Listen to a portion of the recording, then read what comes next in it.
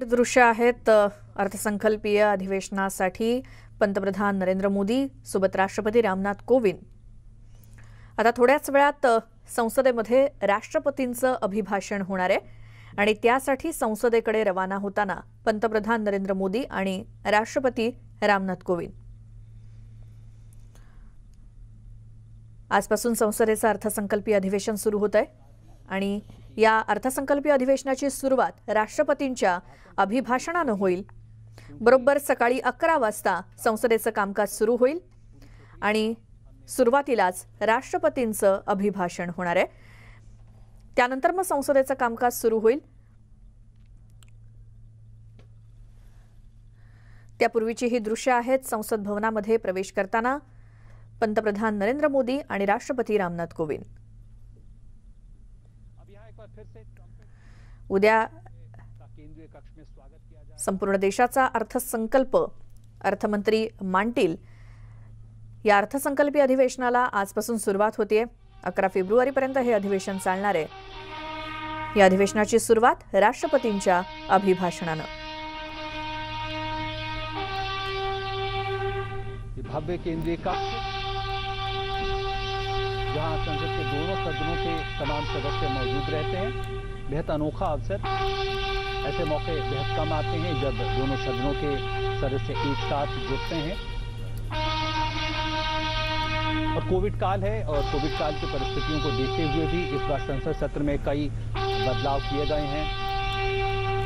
राज्यसभा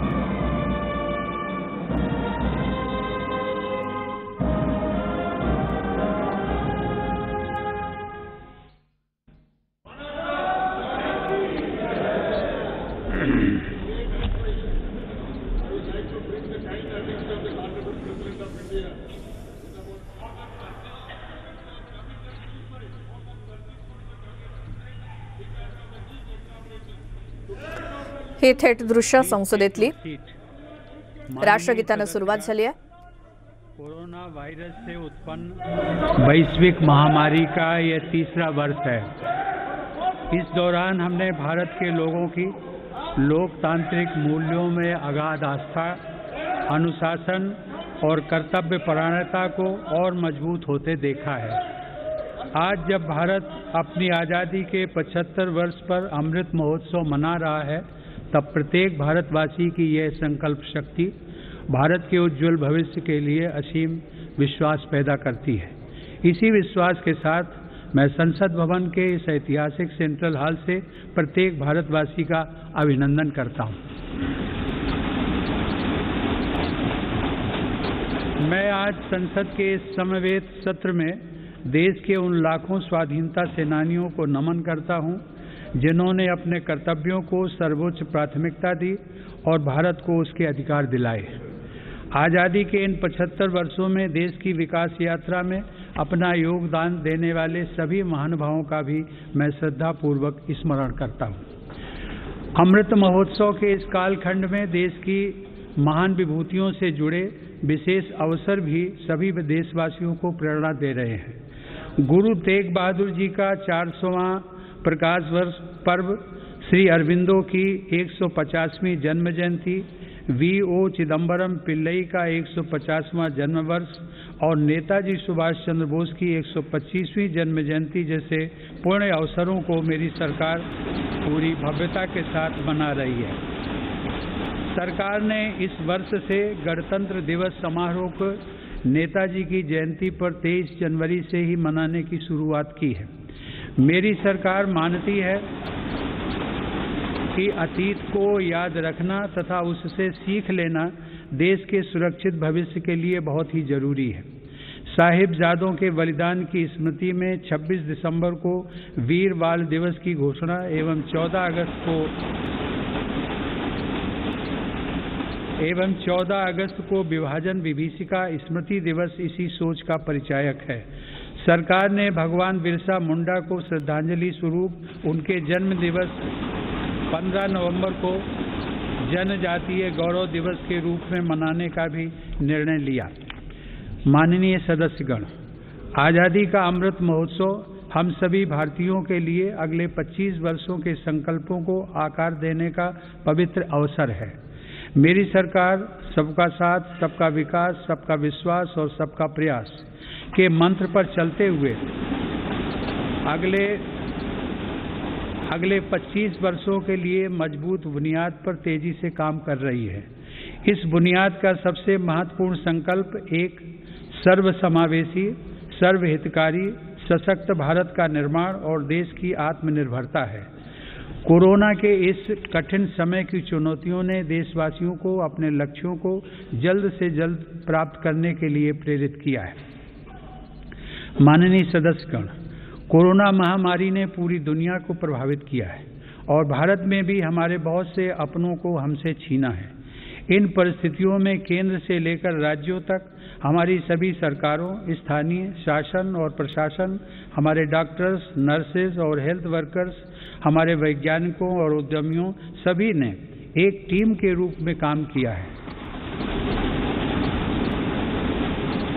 सरकार और नागरिकों के बीच यह परस्पर विश्वास, समन्वय और सहयोग लोकतंत्र की ताकत का अभूतपूर्व उदाहरण है। इसके लिए मैं देश के प्रत्येक हेल्थ और फ्रंट लाइन वर्कर का, हर देशवासी का अभिनंदन करता हूं। कोविड-19 के खिलाफ इस लड़ाई में भारत के सामर्थ्य का प्रमाण कोविड वैक्सीनेशन प्रोग्राम में नजर आया है। हमने 1 साल से भी कम समय में 150 करोड़ से भी ज्यादा वैक्सीन डोज लगाने का रिकॉर्ड पार किया है। आज हम पूरी दुनिया में सबसे ज्यादा वैक्सीन डोज देने वाले अग्रणी देशों में से एक हैं। इस अभियान की सफलता ने देश को एक ऐसा रक्षा कवच दिया है जिससे हमारे नागरिकों की सुरक्षा भी बढ़ी है और उनका मनोबल भी बढ़ा है। आज देश में 90% से अधिक वयस्क नागरिकों को टीके की 1 डोज मिल चुकी है, जबकि 70% से अधिक लोग दोनों डोज ले चुके हैं। हर घर दस्तक अभियान के माध्यम से सरकार बाकी लोगों तक भी पहुंच रही है। इसी माह वैक्सीनेशन प्रोग्राम में 15 से 18 वर्ष तक के किशोर किशोरियों को भी शामिल किया गया है। साथ ही फ्रंट लाइन वर्कर्स और बीमारियों से ग्रस्त वरिष्ठ नागरिकों के लिए प्रिकॉशनरी डोज की भी शुरुआत की गई है। अब तक देश में कुल 8 वैक्सीन्स को इमरजेंसी यूज के लिए स्वीकृति मिल चुकी है। भारत में बन रही 3 वैक्सीन्स को विश्व स्वास्थ्य संगठन की तरफ से आपात स्थिति में उपयोग की मंजूरी भी मिली है। भारत में बन रही ये वैक्सीन्स पूरी दुनिया को महामारी से मुक्त कराने और करोड़ों लोगों का जीवन बचाने में अहम भूमिका निभा रही है। माननीय सदस्यगण, कोरोना महामारी से निपटने के लिए हमारे देश के प्रयास केवल तात्कालिक चुनौतियों तक सीमित नहीं है। इसीलिए मेरी सरकार ऐसे दूरदर्शी समाधान तैयार कर रही है जो भविष्य के लिए भी प्रभावी और उपयोगी रहें। सरकार द्वारा 64,000 करोड़ रुपए की लागत से शुरू किया गया प्रधानमंत्री Ayushman Bharat health infrastructure mission इसका एक सराहनीय उदाहरण है। इससे न केवल वर्तमान की स्वास्थ्य संबंधी जरूरतों को पूरा करने में मदद मिलेगी, बल्कि आने वाले संकटों के लिए भी देश को तैयार किया जा सकेगा। मेरी सरकार की संवेदनशील नीतियों के कारण देश में अब स्वास्थ्य सेवाएं जन साधारण तक आसानी से पहुंच रही हैं। 80,000 से अधिक हेल्थ एंड वेलनेस सेंटर्स और करोड़ों की संख्या में जारी आयुष्मान भारत कार्ड से गरीबों को इलाज में बहुत मदद मिली है। सरकार ने 8,000 से अधिक जन औषधि केंद्रों के माध्यम से कम कीमत पर दवाइयां उपलब्ध कराकर इलाज पर होने वाले खर्च को कम किया है। सुलभ और सुगम स्वास्थ्य सेवाओं के लिए उठाया गया आयुष्मान भारत डिजिटल मिशन भी एक बड़ा कदम है। माननीय सदस्यगण, कोरोना काल में भारतीय फार्मा सेक्टर ने भी अपनी श्रेष्ठता को साबित किया है।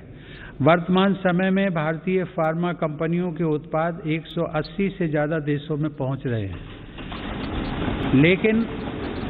लेकिन इस क्षेत्र में भारत के लिए संभावनाएं कहीं अधिक व्यापक हैं। फार्मा इंडस्ट्री के लिए मेरी सरकार द्वारा घोषित PLI स्कीम से इन संभावनाओं को विस्तार मिलेगा और रिसर्च को भी गति मिलेगी।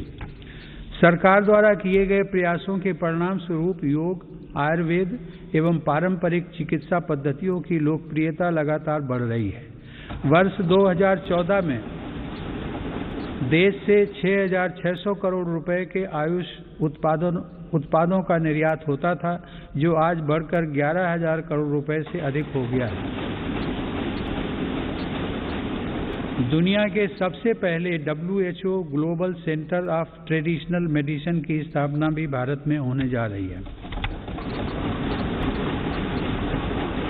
माननीय सदस्यगण, हमारे संविधान के मुख्य शिल्पी बाबा साहब डॉक्टर भीमराव आम्बेडकर ने कहा था कि मेरा आदर्श एक ऐसा समाज होगा जो स्वाधीनता, समानता और भाईचारे पर आधारित हो। प्रजातंत्र सरकार का एक स्वरूप मात्र नहीं है। प्रजातंत्र का मूल है अपने साथियों के प्रति आदर और सम्मान की भावना। बाबा साहब के इन आदर्शों को मेरी सरकार अपने लिए ध्येय वाक्य मानती है।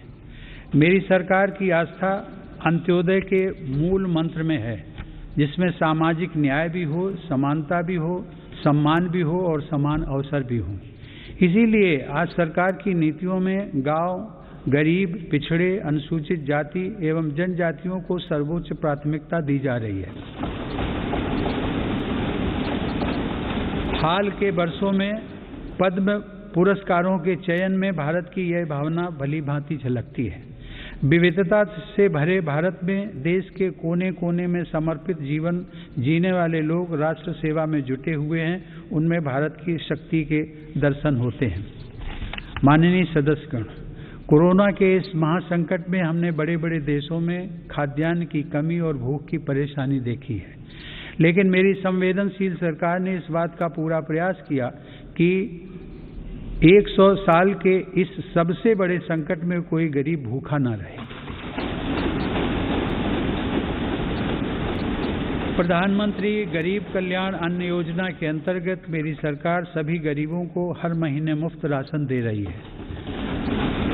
80 करोड़ लाभार्थियों को 19 महीनों से खाद्यान्न वितरित करने हेतु 2,60,000 करोड़ रुपए के खर्च के साथ भारत में आज दुनिया का सबसे बड़ा फूड डिस्ट्रीब्यूशन प्रोग्राम चलाया जा रहा है।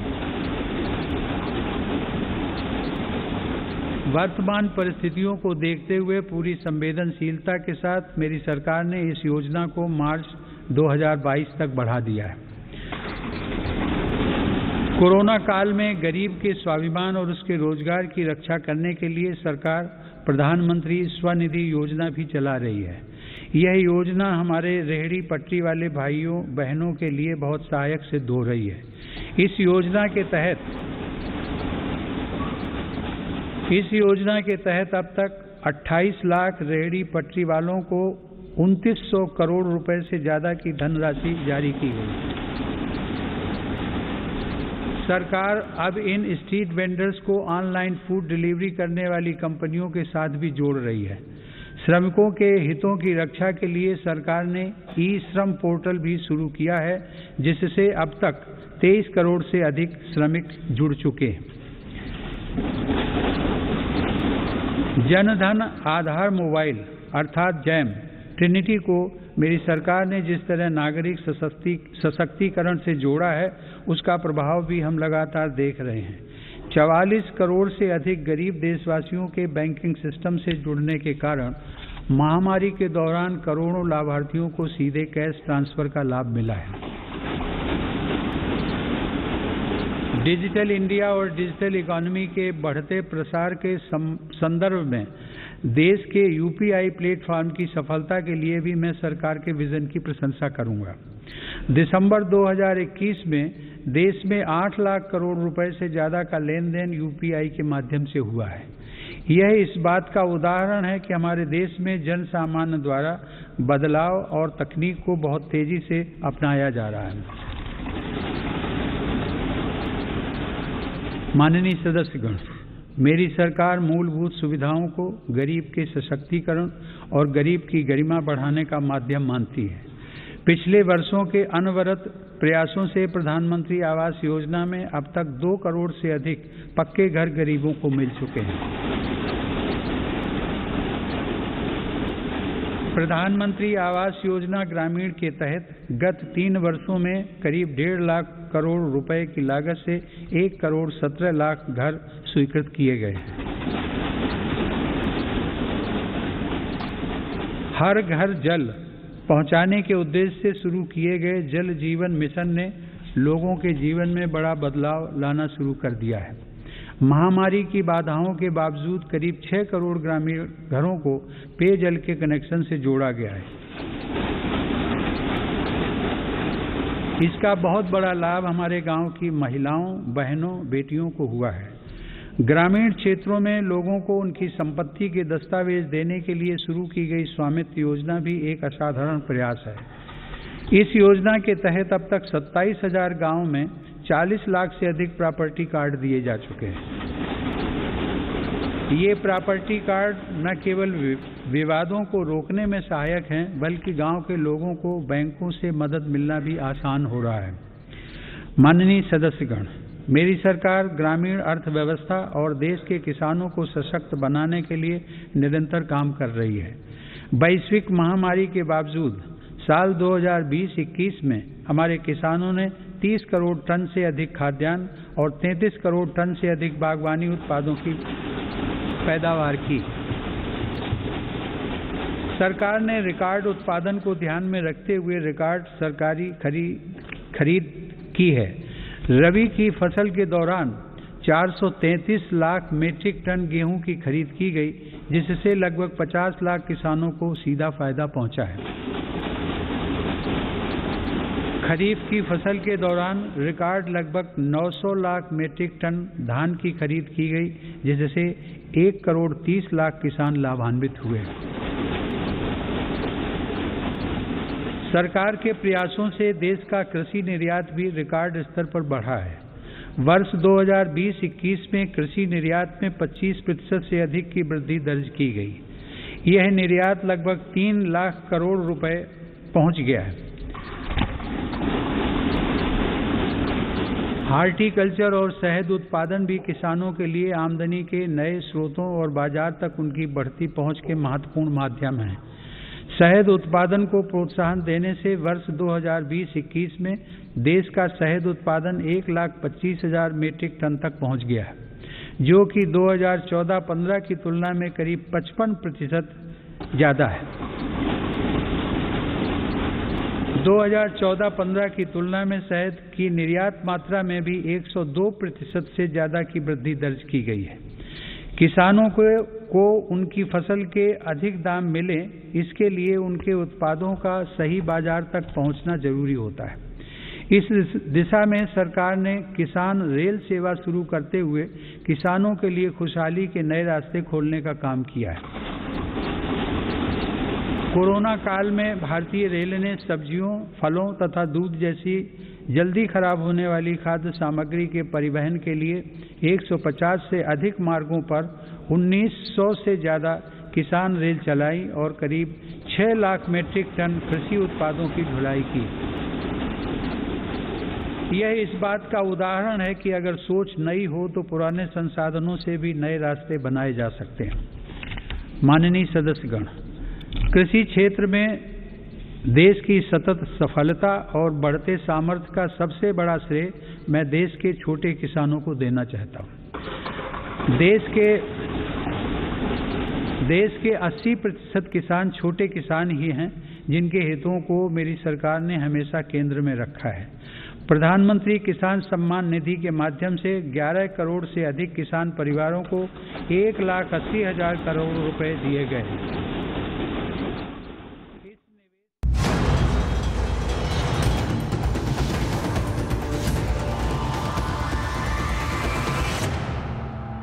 संख्या कमी होत चालली आहे। अशातच रॅली आणि रोड शोवर घालण्यात आलेले निर्बंध हटवले जाणार का हे पाहणं महत्त्वाचं आहे। केंद्रीय गृहमंत्री अमित शहा यांनी गोवा दौऱ्यात शिवसेनेला जोरदार टोले लगावले। राष्ट्रीय मान्यता मिळवण्यासाठी छोटे पक्ष निवडणूक लढवत असल्याचा टोला त्यांनी लगावला। छोटे पक्ष विकास करू शकत नाहीत, त्यामुळे भाजपला पुन्हा निवडून देण्याचं आवाहन अमित शहांनी केलं। उत्तर प्रदेशात संरक्षण मंत्री राजनाथ सिंह यांनी झंझावाती प्रचार केला। कार्यकर्त्यांशी संवाद साधत आणि घरोघरी जाऊन मतदारांची भेट घेण्यावर भाजपनं भर दिलाय। या प्रचारात नेत्यांसोबत कार्यकर्ते मोठ्या संख्येनं सहभागी झाले होते। उत्तर प्रदेशात कोणी विकासाचा विचार केलेला नव्हता, मात्र भाजपमुळे विकासाची गंगा उतरल्याचं राजनाथ सिंह म्हणाले।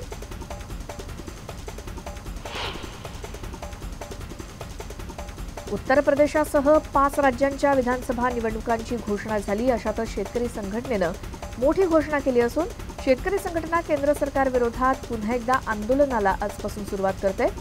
आजचा दिवस सरकार विरोधात विश्वासघात दिवस म्हणून पाळला जाणार आहे आणि यात देशभर सर्व जिल्हाधिकारी कार्यालयाबाहेर केंद्र सरकारच्या विरोधात पुतळे जाळून निषेध केला जाणार आहे। मेघालयच्या राजधानीमध्ये आयईडी स्फोट झाला असल्याची माहिती मिळाली आहे। शिलाँगच्या पोलीस बाजार परिसरामध्ये हा स्फोट झालाय आणि या आयईडी स्फोटामुळे नागरिक भयभीत झालेत। सुदैवानं स्फोटात कोणतीही जीवितहानी झाली नाही। वसईतील एका पेट्रोल पंपावर कारनं अचानक पेट घेतल्याची माहिती मिळाली आहे। पेट्रोल भरत असताना अचानक गाडीला आग लागली। हा सगळा प्रकार लक्षात येताच तिथे काम करणाऱ्या कर्मचाऱ्याच्या त्यानं प्रसंगावधान दाखवलं आणि आगीवरती नियंत्रण मिळवलं। 28 तारखेची घटना असून त्याचा व्हिडिओ आता व्हायरल होतोय। यामध्ये कोणी जखमी झालं नाही। पुण्याच्या पर्वती पायथ्या लगत असलेल्या जनता वसाहतीमधील कालव्यात रिक्षा कोसळली। पाण्यात रिक्षाचालक वाहून गेल्याची भीती आहे। सध्या अग्निशमन दलाकडून त्याचा शोध घेतला जातोय। रस्त्यावर भरधाव वेगानं निघालेल्या रिक्षा चालकाचं नियंत्रण सुटलं आणि हा अपघात झाला।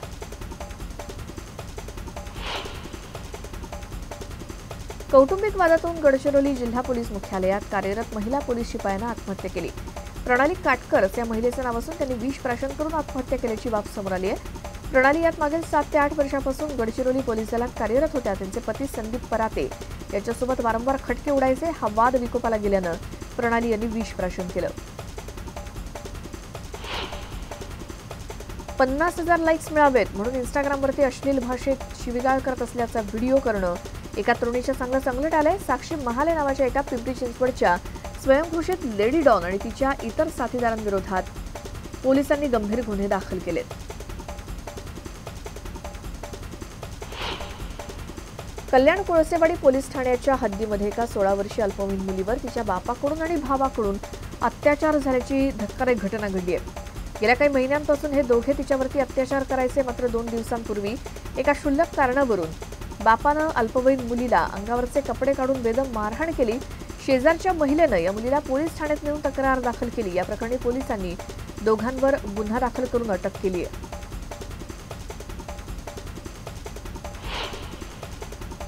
मेल एक्सप्रेसमध्ये लूटपाट करणाऱ्या टोळीला कल्याण जीआरपी पोलिसांनी अटक केली। तबरेज शेख, दॅनिश खान, अजय दबडे आणि निजान शेख अशी अटक करण्यात आलेल्या लुटारूंची नावं आहेत। या लुटारूंच्या टोळीत एका 14 वर्षांच्या अल्पवयीन मुलाचा देखील समावेश आहे। न्यायालयानं आरोपींना 5 दिवसांची पोलीस कोठडी सुनावली आहे।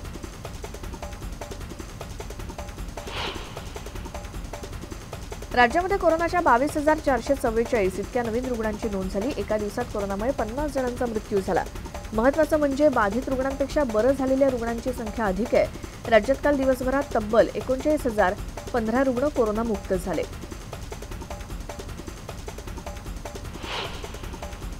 मुंबईत गेल्या 3 दिवसांपासून कोरोना रुग्णसंख्येचा आकडा स्थिरावलाय। गेल्या 24 तासात 1,160 नवे कोरोनाबाधित रुग्ण सापडले, तर 2,530 जण कोरोनामुक्त झालेत। 10 कोरोनाबाधित रुग्णांचा मृत्यू झालाय। सध्या मुंबईत 10,797 रुग्ण ऍक्टिव्ह आहेत। राज्याचे आरोग्यमंत्री राजेश टोपे यांच्याकडूनच कोरोना नियमांचं उल्लंघन झालंय। मास्क सक्ती असताना टोपे मात्र उस्मानाबाद जिल्ह्यातील एका कार्यक्रमात विना मास्क वावरत होते। विशेष म्हणजे या कार्यक्रमाला फक्त 50 लोकांची परवानगी असतानाही हजारो लोक या कार्यक्रमाला उपस्थित होते। राष्ट्रवादीचे प्रदेश सरचिटणीस सुरेश पाटील यांनी या कार्यक्रमाचं आयोजन केलं होतं। उस्मानाबाद तालुक्यातील तडवळा इथे हा कार्यक्रम होता। 10वी आणि 12वीच्या परीक्षा वेळापत्रकानुसारच होणार असल्याची माहिती शिक्षण मंत्री वर्षा गायकवाड यांनी दिली। तसंच परीक्षा ऑफलाईनच होणार आहेत। विद्यार्थी आणि पालकांनी संभ्रमात न राहण्याचं आवाहन त्यांनी केलं। आता परीक्षा रद्द झाल्या तर त्याचा परिणाम निकाल आणि ऍडमिशनवरती होईल। गेल्या 2 वर्षात विद्यार्थ्यांचं मोठं नुकसान झालंय, त्यामुळे आता ठरलेल्या वेळापत्रकानुसारच परीक्षा होणार आहे।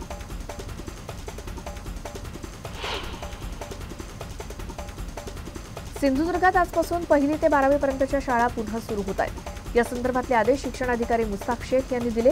त्यामुळे सुमारे पाऊण महिना बंद असलेल्या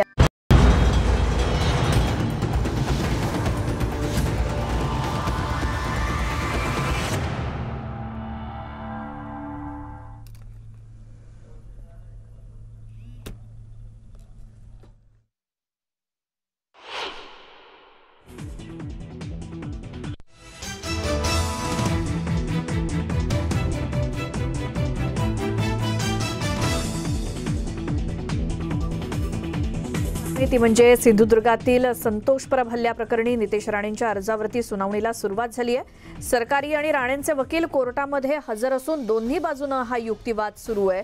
आता दुसरीकडे आमदार नितेश राणे यांचे खासगी सचिव राकेश परब हे पोलिसांना शरण आलाय आणि आज सकाळी 9च्या सुमारास त्यांनी कणकवली इथे पोलीस ठाण्यामध्ये हजेरी लावली आणि पोलीस निरीक्षक सचिन हुंदळेकर यांनी त्याची कसून चौकशी केली आहे। राकेश परबच्या फोनवरून आरोपींना तब्बल 36 कॉल्स करण्यात आलेले आहेत, अशी धक्कादायक माहिती देखील समोर आली आहे।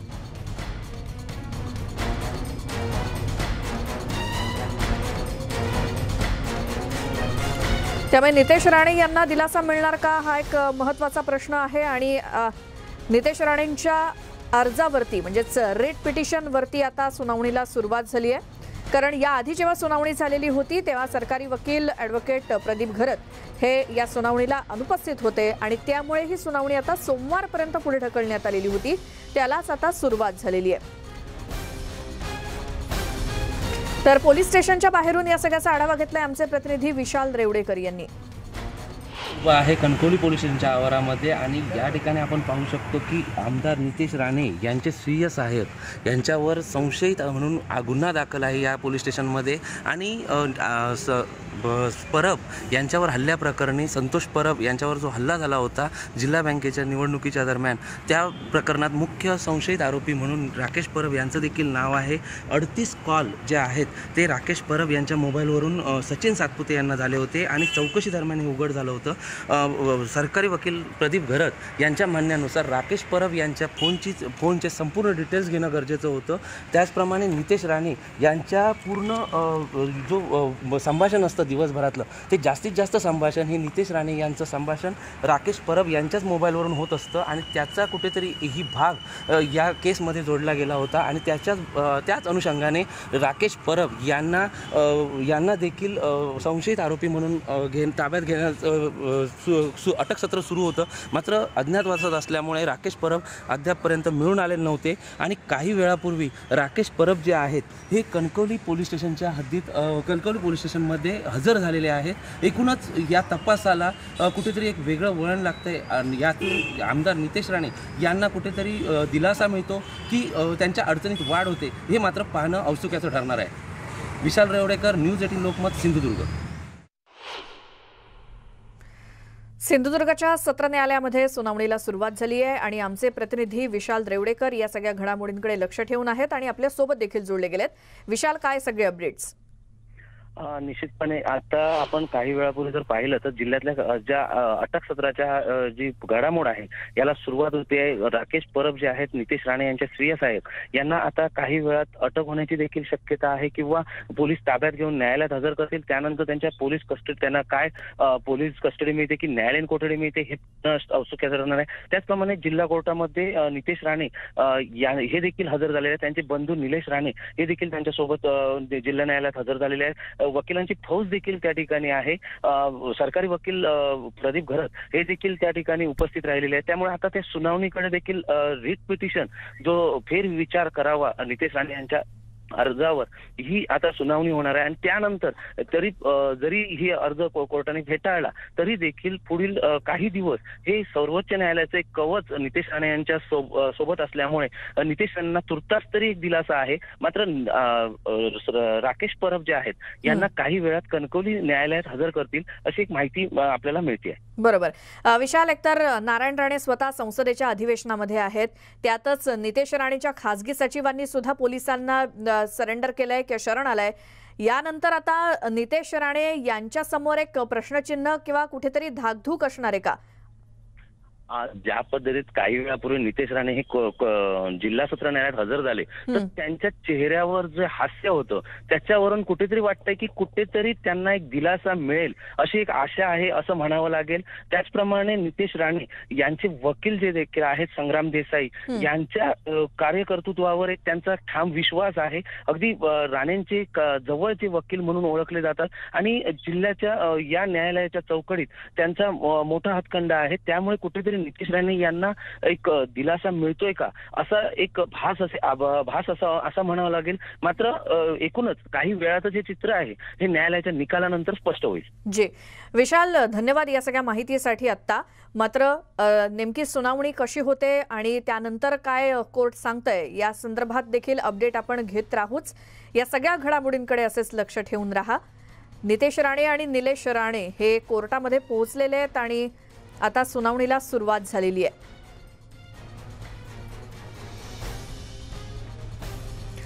दरम्यान सुनावणी सुरू होण्याआधी सरकारी वकील प्रदीप घरत यांनी राणेंच्या अर्जाला जोरदार विरोध करणार असल्याचं म्हटलं. त्यांच्याशी बातचीत केली आमचे प्रतिनिधी अजित मांढरे यांनी.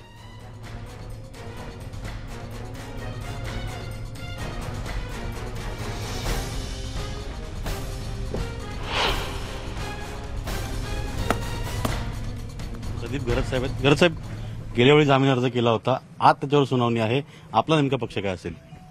आज आम्हाला आमचा जामीन अर्जावर म्हणणं मांडायला सांगितलेलं आहे. तर तो जामीन अर्ज कसा मेंटेनेबल नाही आणि त्या जामिनाला जर केसमध्ये त्यांचा जी भूमिका आहे ती पाहिली तर आम्ही विरोध करत आहोत. जामीन अर्ज जो आहे तो मेंटेनेबल नाहीये हे गेल्या वेळी तुम्ही म्हटलं होतात. नेमका तो मुद्दा काय आहे की त्यांनी जामीन अर्ज केला तो नंतर केला पाहिजे होता, आधी त्यांनी शरण अर्ज केला पाहिजे होता? त्यांनी अगोदर शरण यायला ज्या अर्थी ते कोर्टासमोर अपियर झाले, कोर्टासमोर आले म्हणजे ते कोर्टाला शरण आले.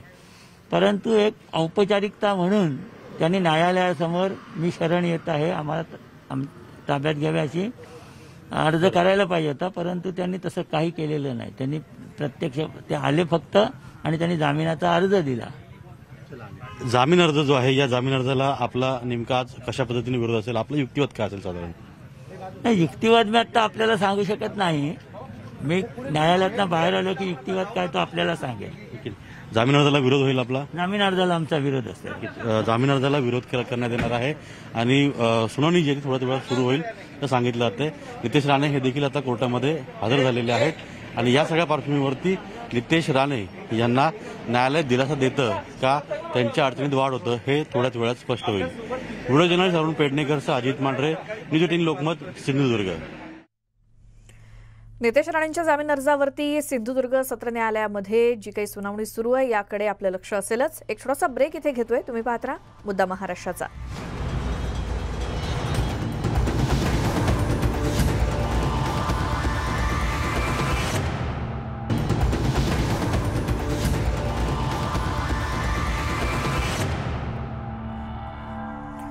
ब्रेकनंतर तुमचं स्वागत. पुढची बातमी आहे. सातत्यानं भरती प्रक्रियेतले घोटाळे समोर येत असल्यामुळे पोलीस भरतीबाबत गृह खात्यानं महत्त्वाचा निर्णय घेतलाय. आगामी पोलीस भरतीचे अधिकार कोणत्याही एजन्सीला देण्यात येणार नसून गृह खात्याकडूनच भरती प्रक्रिया राबवली जाणार आहे. लवकरच राज्यामध्ये 7,200 पोलिसांची भरती होणार आहे आणि या भरती प्रक्रियेचे अधिकार जिल्ह्याच्या पोलीस प्रमुखांनाच असणार असल्याची माहिती सूत्रांनी दिली आहे. आमच्या प्रतिनिधी मुंबईतून स्वाती लोखंडे आपल्यासोबत फोन लाईनवरती आहेत. पोलीस भरतीबाबत गृह खात्यानं जो काही निर्णय घेतलाय स्वाती, त्याबद्दल काय माहिती? आपण बघितलं की राज्यातल्या अनेक विभागांमधल्या ज्या भरत्यांमधले घोटाळे समोर आले, मग ते टीईटीचा असेल किंवा आरोग्य खात्याच्या परीक्षेचा घोटाळा असेल, आणि यानंतर मात्र आता जेव्हा पोलीस भरतीची प्रक्रिया सुरू करायची वेळ आली तेव्हा मात्र गृह विभागानं निर्णय घेतलेला आहे की कोणत्याही इतर एजन्सीला, कारण आपण बघितलं की या सगळ्या मागच्या ज्या परीक्षा ज्यांच्यामध्ये घोटाळे उघडकीस आले, या सगळ्या परीक्षा या वेगळ्या एका एजन्सीकडनं घेण्यात आल्या होत्या आणि त्याच्यामध्ये घोटाळा झालेला बघायला मिळाला. त्यामुळे आता म्हणजे पुढे आधीच काही होण्याआधी होम विभागानं ठरवलेलं आहे की 7,200 पोलिसांची भरती ही विभागामार्फतच होणार आहे आणि पोलीस अधीक्षक असतील, त्या जिल्ह्यांचे जे प्रमुख असतील त्यांच्या मार्फत ही भरती प्रक्रिया पूर्ण केली जाणार आहे. विशेष म्हणजे मागच्या घोटाळ्यांमधले अनेक जे सूत्रधार आहेत किंवा याच्यामध्ये जे मुख्य आरोपी आहेत त्यांना अजून तशी सजा होणं बाकी आहे, भले त्यांना अरेस्ट झाले असेल आणि बाकी इतर गोष्टी, आणि म्हणून त्या पार्श्वभूमीवर हा निर्णय खूप महत्वाचा वाटतो आपल्याला. फक्त आता ही जी भरती प्रक्रिया आहे ती त्या जिल्ह्याचे पोलीस जे प्रमुख असतील ती पारदर्शकपणे पार पडतील अशी आशा करायला आपण सध्या तरी हरकत नाहीये. जी, धन्यवाद स्वाती या सगळ्या माहितीसाठी. त्यामुळे भरती प्रक्रियेतले घोटाळे यामुळे थांबू शकतात, कारण जिल्ह्यातील पोलीस प्रमुखांनाच या भरतीचा अधिकार असेल असा गृह खात्यानं निर्णय घेतलेला आहे, अशी माहिती सूत्रांकडून न्यूज 18 लोकमतला मिळाली आहे.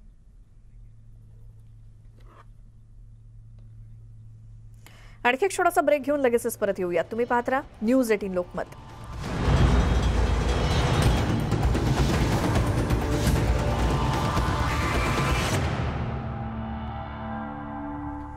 ब्रेकनंतर तुमचं स्वागत. आणि आता बातमी आहे नाशिकमधून. तिथे बिबट्याचं दर्शन झालंय. नाशिकच्या उपनगर परिसरामध्ये बिबट्या आढळून आला. स्थानिकांना या बिबट्याचं दर्शन झालं आणि त्यामुळे नागरिकांमध्ये भीतीचं वातावरण सध्या आहे. वन विभागाचं पथक घटनास्थळी पोहोचलंय. नाशिकच्या उपनगर परिसरातील जय भवानी रोडवर या बिबट्याचं असं दर्शन झालं. सीसीटीव्हीमध्ये ही सगळी दृश्य कैद झाली आहेत. सकाळी स्थानिकांना बिबट्याचं दर्शन झाल्यामुळे भीतीचं वातावरण आहे.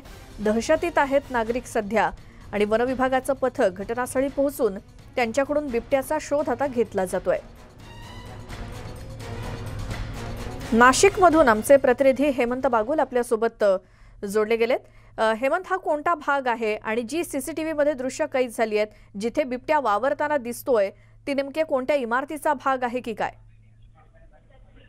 श्वेता, खरं तर हा दाट रहिवासी लोकवस्तीचा भाग आहे. उपनगर परिसरामध्ये नाशिक आणि नाशिक रोड यांना कनेक्ट करणारा जो मधला भाग आहे त्याला उपनगर म्हटलं होतं. या ठिकाणी अत्यंत दाट लोकवस्ती आहे, रहिवासी वस्ती आहे आणि याच भागामध्ये जय भवानी रोडवर बिबट्याचं दर्शन झालं. हा खरं तर रहिवासी वस्ती आहे, रहिवासी संकुल आहे आणि या सकाळी दिसल्यानंतर खरं तर हा जो भाग आहे हा भाग वेगवेगळ्या प्रकारचं, म्हणजे की नाशिक रोडकडनं आपण जातो त्यावेळेस काही ओपन एरिया तिथे आहे त्याला सुद्धा कनेक्ट मानला जातो आणि याच ठिकाणी बिबट्या दिसल्यामुळं प्रचंड मोठ्या दहशतीचं वातावरण आहे. सीसीटीव्ही मध्ये हा कैद झालेला आहे.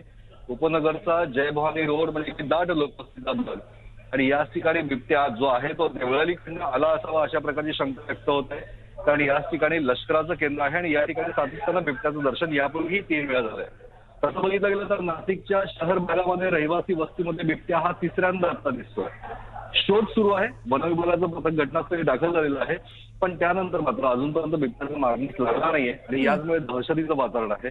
तर पोलीसही दाखल झालेत आणि अनेक ठिकाणी अनेक भागामध्ये लोकांना आवरणं हे सुद्धा एक अतिरिक्त काम वाढून गेलंय. पण या बिबट्याचा शोध घेणं सगळ्यात महत्वाचं आहे. कारण जर का बिबट्यानं हल्ला केला तर फार मोठ्या दुर्घटना घडू शकतात. पण नेमका बिबट्याचा वावर हा मैलोमैल किलोमीटर हा झपाट्यानं होतो आणि हा लष्करी कॅम्प पासून आला असावा अशा प्रकारची प्राथमिक माहिती, प्राथमिक अंदाज वन विभाग व्यक्त करत आहे.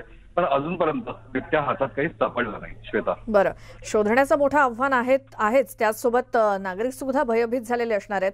वन विभागाकडून काय पावलं उचलली गेली आहेत आतापर्यंत या बिबट्याला शोधण्यासाठी? हा जो भाग आहे या भागाच्या चारही बाजूने वेगवेगळ्या ठिकाणी वन विभागाचे कर्मचारी भरारी करताय, नागरिकांना सातत्यानं आवाहन करताय आणि ज्या भागामध्ये या बिबट्याच्या पावलखुणा दिसला त्या भागात येणारे सगळे जे रस्ते आहे किंवा लपून राहू शकेल बिबट्या अशा अनेक जागा असल्यामुळं त्याचा शोध घेण्याचं आव्हान हे अत्यंत जिकिरीचं आहे. पण वन विभागाचे 3 पथक वेगवेगळ्या बाजूने जय भवानी रोडवर आहे, उपनगर परिसरात फिरतोय आणि नाशिक रोडकडनं देवळाली कॅम्पला संलग्न जो परिसर आहे त्या परिसरामध्ये सुद्धा गस्त सुरू केली आहे. पोलिसांकडून सुरू आहे. प्रत्येक ठिकाणी नागरिकांची गर्दी प्रचंड आहे आणि सातत्यानं आव्हानही केलं आहे कोणालाही बिबट्या दिसला अशा प्रकारे बिबट्याचा वावर आहे तर तत्काळ कळवावं. त्यासाठी एक क्रमांक सुद्धा वन विभागानं जाहीर केलेला आहे. पण अजूनपर्यंत बिबट्या हातात काही आला नाहीये. जी हेमंत, धन्यवाद या सगळ्या माहितीसाठी. लवकरात लवकर या बिबट्याला शोधण्याचा प्रयत्न वन विभागाचे कर्मचारी करतायत, मात्र तरी देखील नागरिकांनी घाबरून जाऊ नये असं देखील आवाहन केलं जात आहे. सांगलीमध्ये एक मोठी बातमी. 2.5 कोटींचं 1 टन रक्तचंदन जप्त करण्यात आलंय. बेंगळुरूहून कोल्हापूरला घेऊन जात होते हे रक्तचंदन आणि या प्रकरणी आरोपी यासीन इनायतुल्ला खानला अटक करण्यात आली आहे. मिरजमधल्या गांधी चौकी पोलिसांनी ही कारवाई केली आहे. एक गाडी आणि रक्तचंदनासह मुद्देमाल जप्त करण्यात आलाय. रक्तचंदन तस्करांचं आंतरराज्य रॅकेट हे उघडकीस आलेलं आहे आणि यामध्ये एका आरोपीला अटक देखील करण्यात आलेली आहे. 2.5 कोटींचं 2.5 कोटी रुपये किंमत असलेलं 1 टन इतकं रक्तचंदन जप्त करण्यात आलंय, जे बेंगळुरूहून कोल्हापूरला आणलं जात होतं. महात्मा गांधी चौक पोलिसांनी ही कारवाई केली आणि रक्तचंदनाचा हा साठा आणि गाडी जप्त केली आहे. आरोपी यासीन इनायतुल्ला खानला देखील अटक करण्यात आली आहे.